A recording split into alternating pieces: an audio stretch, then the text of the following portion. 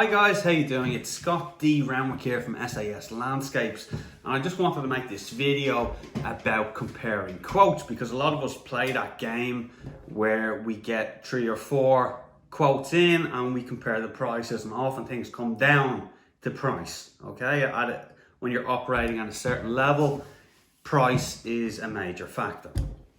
Okay, so I want to give you some advice and perhaps some questions you can ask when comparing quotes. Now I've written them down so I don't forget anything, so I have them on my sheet here. The first one I want to talk to you about is, are the quotes like for like, right?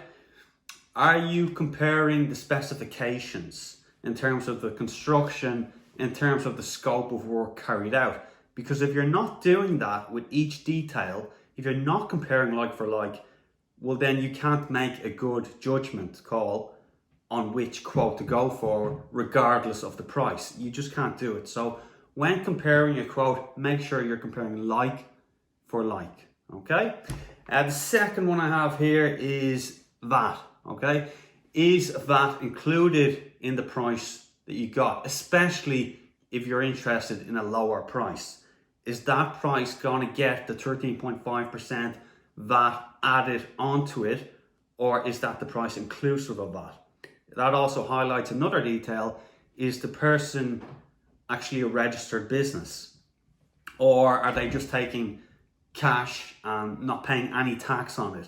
So are you working off the black market, or are you working with somebody who's legitimate and actually does declare their taxes and pays VAT and so on? So that may be another consideration when you're comparing quotes.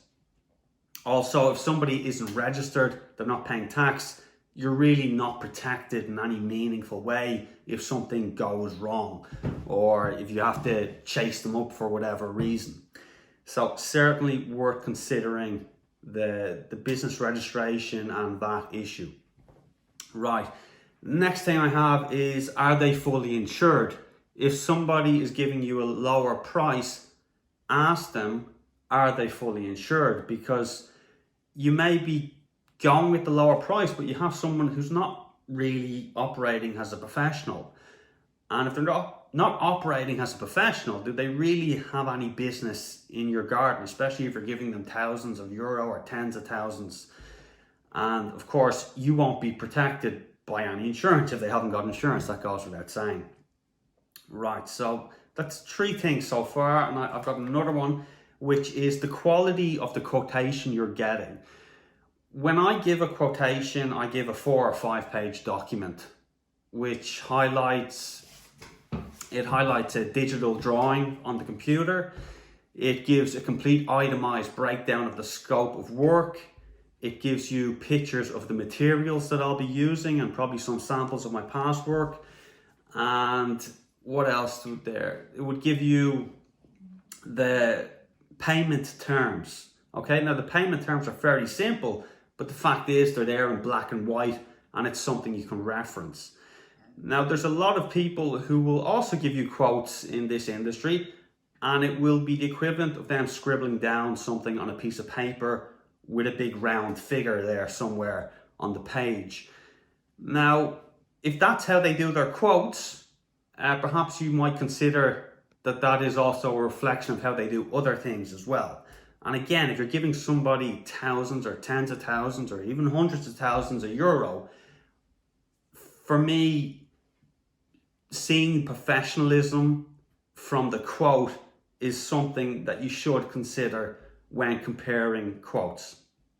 Right, and then the final thing I would say is, when comparing quotes, if you have one price that's significantly lower and it wasn't produced in any meaningful way, it wasn't produced with a document, it was just written on a scrap of paper, can you then say that that is the final price that you will pay?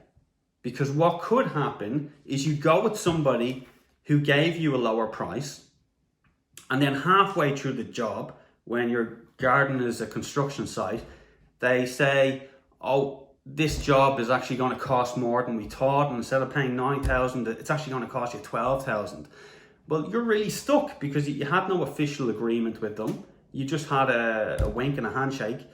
And what are you going to do? You're in a really tough position. You're not going to kick them out of your garden because that will be more hassle and more problems. But you're not legally protected in any way. There was never an official agreement. So they caught you with a fairly low price, which made you dismiss other, perhaps more credible landscape professionals.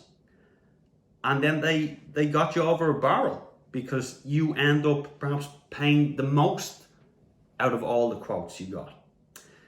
So that really ends my advice for what you should consider when comparing quotes. It's not all about that final figure. You got to think about protecting yourself and getting a good quality job. I really hope this video helped you to make better decisions in the future. And happy landscaping. Bye-bye.